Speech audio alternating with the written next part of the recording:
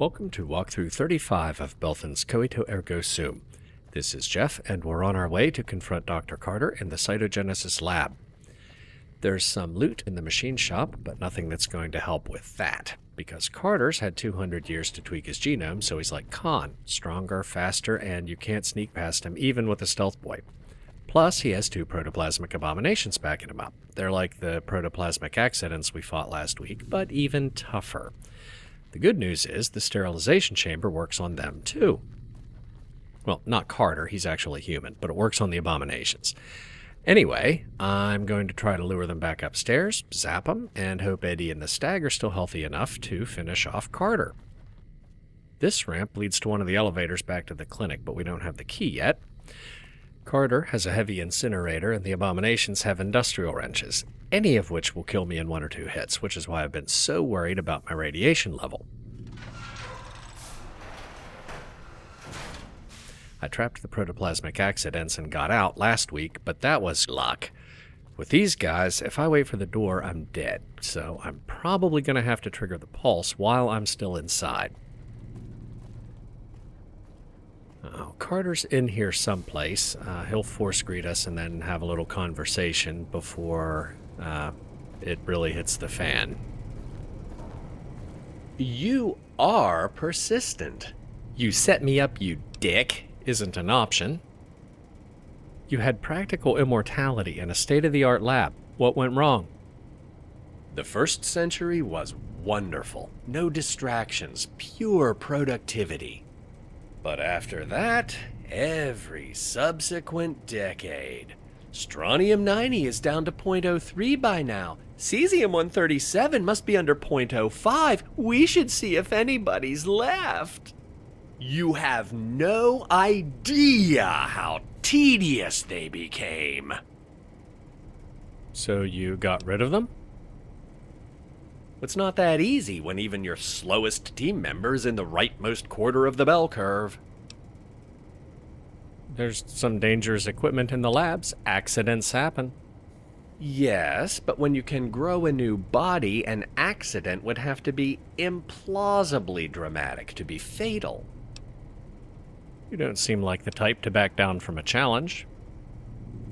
I had my moments. Ilsa left without authorization? If my policies drove her to that, I promise I'll reconsider. Oh, she never came back? It must not be safe outside. What a tragedy.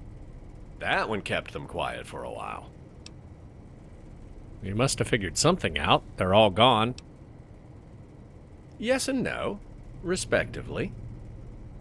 Yes, you figured something out. A bit of misdirection with the safety badges, a seemingly fatal gamma dose. Everyone into the transfer chambers! Customer's order well done. Kitchen delivers rare. By no, you mean they aren't gone? They're much more pleasant without extraneous features like vocal cords and personalities. Not as helpful with the research, of course, but some sacrifices were necessary. Now he's going to attack no matter what you say here, but I'll take the speech challenge for some extra XP. If captured, they would have divulged an irresistible treasure. That was clearly unacceptable. I appreciate your pragmatism. Unfortunately, the same logic applies to you. I'll try to make this quick. And run away.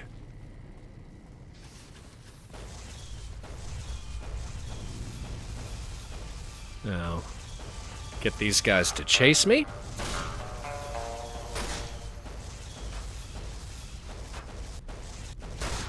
Kill me, I'm here!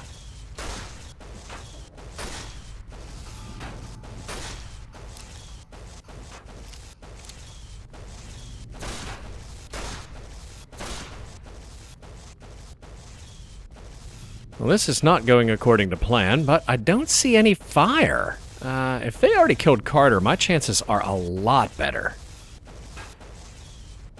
If you treat this like a good old-fashioned boss battle, here's what usually happens. The abominations try to jam you up while he hits you with the incinerator, which can be a blessing in disguise because they seem pretty vulnerable to flame, and he doesn't even try to avoid friendly fire. So if you can keep them between you, he'll do half your work. You'll probably take a few hits yourself in the process, but, you know, once... Oh, they're after me now. Back to plan A.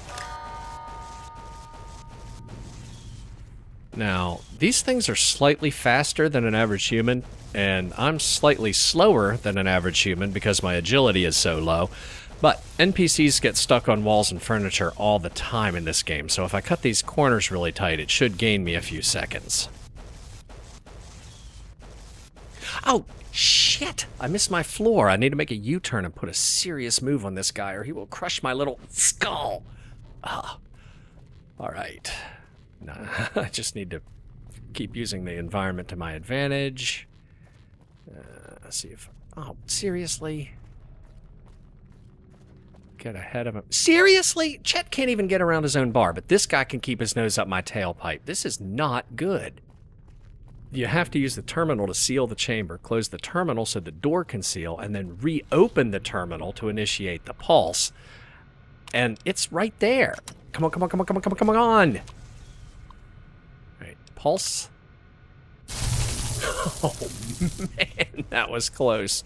See, I took one hit from that wrench, and I'm below half health. I don't even want to think about what my radiation level is.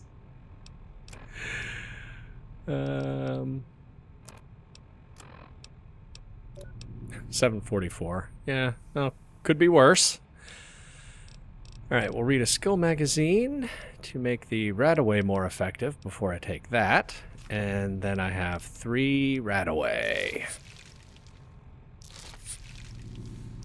Which gets us down to 438, yes. Alright, I can survive one more pulse. What's Moira say? I'm sorry I twisted your DNA like a kitten with a ball of yarn. Alright, one more time. And remember to take some stim packs before I go back out there.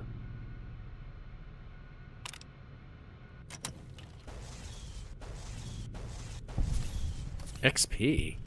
Oh, did ED-E and The Stag already take care of it?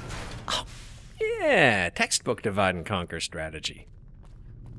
Case study, victory in close quarters combat through cowardice and blind luck. If that guy's dead, who is ED-E shooting at? Carter? Oh wait, he doesn't have an incinerator. Oh, one of them must have gotten it in like a lucky shot and disarmed him right at the start of combat. Nice. I mean, they followed my detailed instructions on how to disarm a man with an incinerator. Yeah. Sorry, Dr. Frankenstein. I'm all out of torches and pitchforks. Yep. Lesson number 1, Benny. Fail. Sorry, Dr. Frankenstein. Fail. This character is simply not one-liner action hero material. Alright. Oh, he found his incinerator. I'll just be back here. Yeah. I'd really like to help, but incinerator. Seems like the perfect time to work on that chapter about tactical withdrawal. Oh, did they get him? Nope. Alright, I have to look. Oh, man!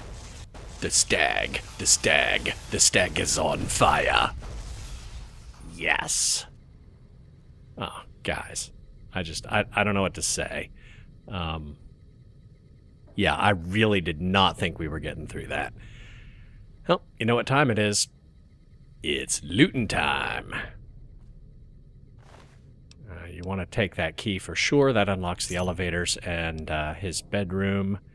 And, well, don't need an incinerator, but it's worth a lot of money. Now, let's go get that research data. The quest marker's at the very back of the transfer chamber.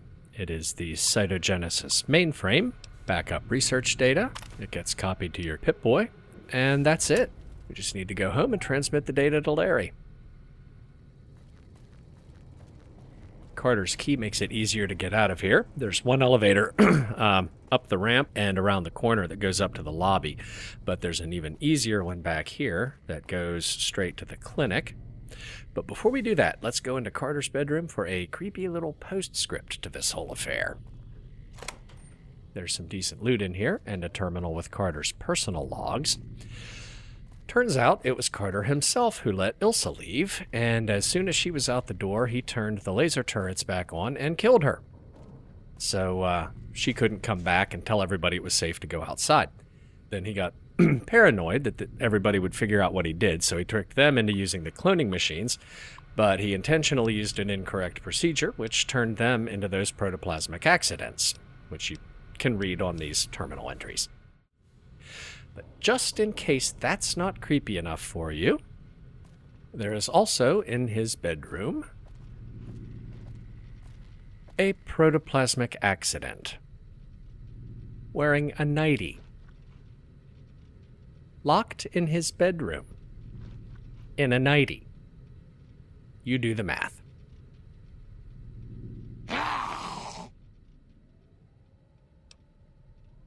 You seem more docile than the others. Can you understand me?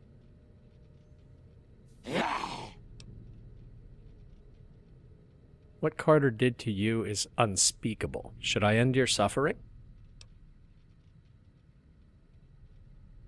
Never die!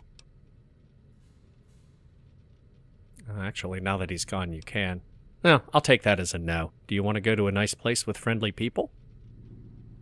Never again!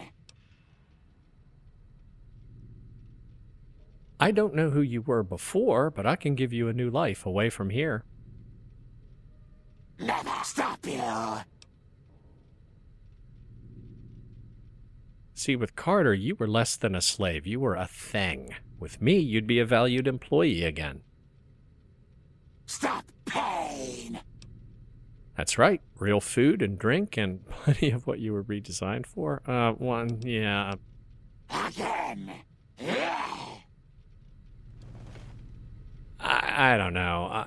Hiring a protoplasmic accident as a prostitute is just... Oh, maybe it can just be a bouncer. Yeah, rowdy customers will be taken outside in a bucket.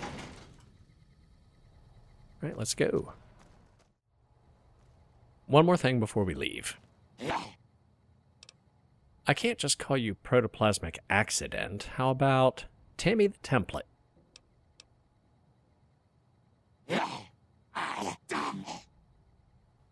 Let's see.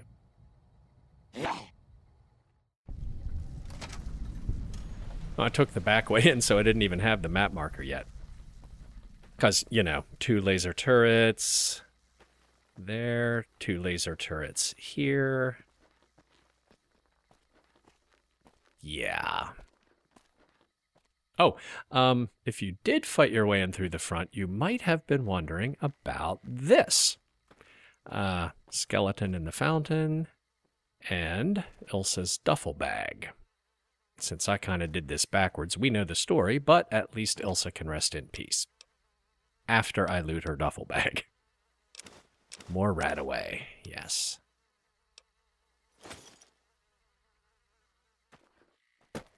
Actually, before we transmit the data to Larry, there are a few more things to see here.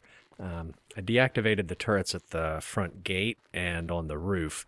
There are more of them on the grounds that are probably still active, so I need to be a little bit careful. I think they're mostly around the back, though, so we should be okay out front here.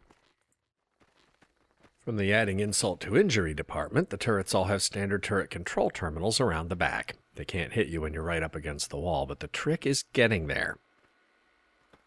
I guess if you're a melee specialist with a lot of hit points in Science 50, it might work better than trying to shoot him.